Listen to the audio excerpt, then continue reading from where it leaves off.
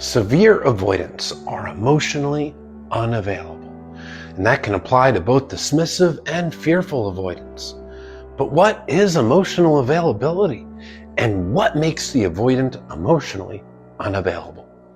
First, emotional availability has two main core components.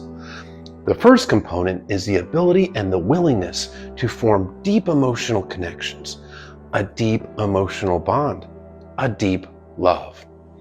The second component is the ability and the willingness to empathize with their partner, to care about your partner's wants, needs, feelings, to consider their experience, their emotions, to share their emotions along with them. That's what makes an emotionally available partner. And an emotionally available partner doesn't just approach a relationship with a what's in it for me attitude. They also approach a relationship with, how can I show up for my partner? What does my partner feel? How do my actions affect them? Well, avoidants, they lack the ability to form the deep emotional bond, and they often fail to empathize with their partner. Now, this all stems from consistent childhood emotional neglect. Avoidants grew up in households where their emotional needs were not met. Households where you don't talk about feelings. Households where their feelings were rejected as children. They were never really exposed to much oxytocin as a child. Oxytocin is the bonding hormone, and that's because of that emotional neglect. So now, as an adult, unless they're working on themselves and growing that capacity, they do lack the ability and the capacity to oxytocin bond with their partner, to actually form that deep emotional bond. It's just not there. They have anxieties and insecurities that prevent them from also bonding as well, that prevent them from taking their walls down and truly letting their partner in. So they do have the ability to feel that dopamine rush from the validation, especially in the honeymoon phase.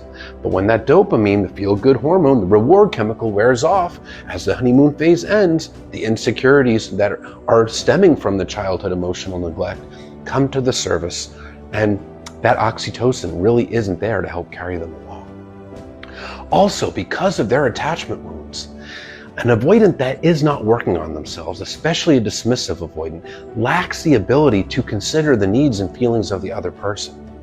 They learned as a child that the only person that would look out for them is them. So they were trained to be self-focused. What do I want? What do I need? What do I feel?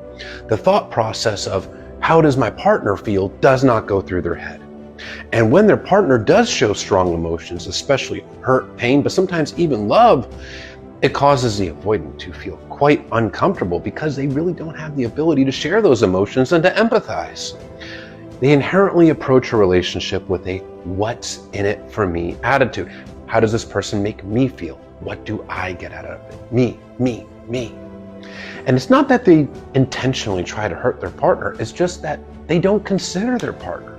They're not able to consider their partner or willing to until they're working on themselves.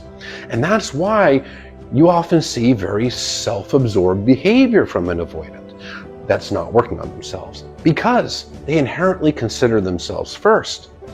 And that's due to their own programming that's been repeated all the way from childhood. So that's why they'll often run away in times of crisis. When you need them most, when you're having a health emergency, a death of a family member, they're shutting down and pulling away. It's because they're thinking of themselves, soothing their own stress, their own anxiety that they're getting from pressures of being in the relationship.